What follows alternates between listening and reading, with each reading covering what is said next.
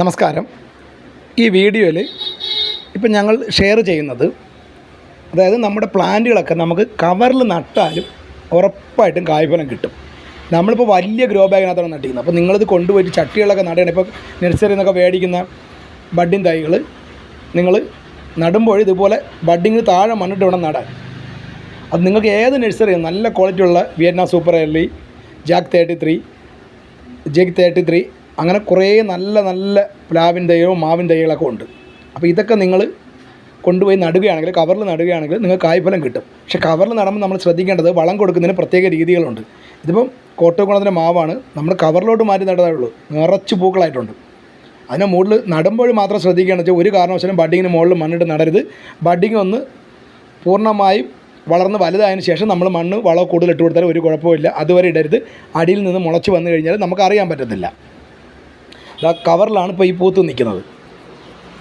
നിറച്ച് പൂക്കൾ എല്ലാത്തിലും വന്നിട്ടുണ്ട്. പക്ഷേ പൂക്കൾ വന്ന ഉടനെ തന്നെ നമ്മളിതിൽ നിർബന്ധമായിട്ട് സാഫ് 1 ലിറ്റർ വെള്ളത്തിൽ ഒരു 5 ഗ്രാം എന്ന അളവിൽ കലർത്തിയിട്ട് സാഫ് നമ്മൾ സ്പ്രേ ചെയ്ത് കൊടുക്കണം. അല്ലെന്നുണ്ടെങ്കിൽ പൂ കൊഴിഞ്ഞു പോകും. എല്ലാം ഒരേ ലെവൽ കവറിലാണ് നമ്മൾ നട്ടിക്കുന്നത്. നിങ്ങൾ കണ്ടല്ലോ. അപ്പോൾ നിങ്ങൾക്കും എല്ലാ നഴ്സറിയിൽ നിന്ന് മേടിക്കുമ്പോഴത്തേക്ക് നല്ല ബഡ്ഡിങ് തൈകൾ നോക്കി മേടിച്ചിട്ട് മാറ്റി നടുമ്പോഴത്തേക്ക് ഇതുപോലുള്ള കവറുകളിലോ ഇപ്പോൾ കുറച്ചും കൂടെ വലിയ ചട്ടിയിലോട്ടൊക്കെ നടുകയാണെങ്കിൽ എളുപ്പത്തിൽ കായ്ഫലം കിട്ടും. ഇപ്പോൾ കവറിൽ തന്നെ നമുക്ക് നിറച്ച് പൂത്ത് തുടങ്ങിയിട്ടുണ്ട്. നല്ല വേരുള്ള അന്തരീക്ഷത്തിൽ വയ്ക്കുകയാണെങ്കിൽ നമുക്ക് നിറച്ച് പൂക്കൾ കിട്ടും. ഇപ്പോൾ മാവ് പല വെറൈറ്റി കോട്ടഗുണവും കുളമ്പോയും എല്ലാം നമുക്ക് കവറിൽ കാച്ചി കിട്ടുന്നുണ്ട്.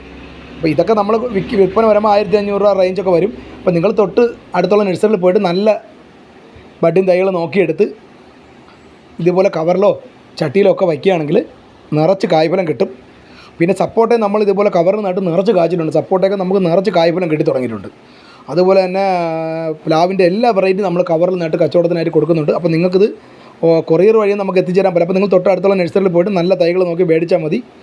ഇപ്പോൾ സപ്പോർട്ട തന്നെ കവറിൽ ഒരു പുഴുക്കുത്തു പോലും ഇല്ലാതെ കൃത്യമായിട്ട് വളർന്ന് കായ്ഫലം കിട്ടിയിട്ടുണ്ട്. നമ്മളിത് ഇടയ്ക്കിടയ്ക്ക് വേപ്പെണ്ണയും സോഡാപ്പൊടിയും ഒക്കെ അടിച്ചു കൊടുക്കും. വേപ്പെണ്ണ, സോഡാപ്പൊടി, സോപ്പ് വെള്ളമൊക്കെ ചേർന്ന് മിശ്രിതം അടിച്ചു കൊടുക്കുന്ന കൂട്ടത്തിൽ തന്നെ സാഫ് ആഴ്ചയിൽ ഒരു ദിവസം നിർബന്ധമായിട്ട് നമ്മൾ എല്ലാ ചെടിക്കും സാഫ് അടിച്ചു കൊടുക്കും. മൂട്ടിൽ നമ്മൾ വളം കൊടുക്കുമ്പോൾ ശ്രദ്ധിക്കേണ്ട കാര്യം, ഈ എല്ലാ ചെടികളും നമ്മൾ മണ്ണിൽ നടുമ്പോഴല്ല, ചട്ടിയിൽ നമ്മൾ മാറ്റി നടുന്ന ചെടികൾക്ക് നമ്മൾ മൂട്ടിൽ വളം കൊടുക്കുമ്പോൾ എപ്പോഴും ദ്രാവക രൂപത്തിൽ വെള്ളം മിക്സ് ചെയ്ത വേണം വളങ്ങൾ കൊടുക്കാൻ. ഇപ്പോൾ വേപ്പം പിണ്ണാക്കും എല്ലുപൊടിയും കടലപ്പിണ്ണാക്കും ഒക്കെ നമ്മൾ പുളിപ്പിച്ചതിന് ശേഷം ഒഴിച്ചു കൊടുക്കുക. മറ്റ് DAP ആയാലും മറ്റ് വളങ്ങളൊക്കെ ആയാലും നമ്മൾ കുറച്ച് ഇട്ട് കൊടുക്കണം. കൂടുതൽ കുറച്ച് വെള്ളത്തിൽ അലിയിച്ച് നമ്മൾ കൊടുക്കുകയാണെങ്കിൽ പെട്ടെന്ന് കിട്ടും. അപ്പോൾ ചട്ടിയിലൊക്കെ നടുമ്പോൾ നമ്മൾ ശ്രദ്ധിക്കേണ്ടത് വളം മൂടിലിടുന്നതിനെക്കാട്ടും നല്ലത് കുറച്ചും കൂടെ വെള്ളത്തിൽ ലയിപ്പിച്ച് കൊടുക്കുക. ഇതിപ്പോൾ J33 പ്ലാവാണ്. അതുപോലും നല്ലതുപോലെ മൂട്ടിൽ വന്ന് തുടങ്ങിയിട്ടുണ്ട്. ഇപ്പോൾ ചട്ടിയിൽ എല്ലാ ക്വാളിറ്റിയുള്ള മാവും നമുക്ക് കിട്ടും. പ്ലാവ് കിട്ടും, സപ്പോർട്ട കിട്ടും. ഇതെല്ലാം നമ്മൾ ചെയ്യേണ്ടത് നടുമ്പോൾ ബഡ്ഡിങ്ങിന് താഴെ മണ്ണിട്ട് നടുക, കൃത്യമായ വളം മാസത്തിലൊരു ദിവസം ചെയ്ത് കൊടുക്കുക, കൂടാതെ തന്നെ സാഫ് അടിച്ച് കൊടുക്കുക. സാഫ് നമ്മൾ നിർബന്ധമായിട്ട് എല്ലാ ചെടിക്കും അടിക്കുക. അപ്പോൾ ഇതുപോലെ നമുക്ക് കായ്ഫലം കിട്ടും. പിന്നെ ഇടയ്ക്കിടയ്ക്ക് നമുക്ക് വേപ്പെണ്ണയോ കായ്ഫലം വന്നതിന് ശേഷം മാക്സിമം നമ്മൾ സാഫൊക്കെ അടിക്കുന്നതിനെക്കാട്ടും നല്ലത് കുറച്ചും കൂടെ വേപ്പെണ്ണ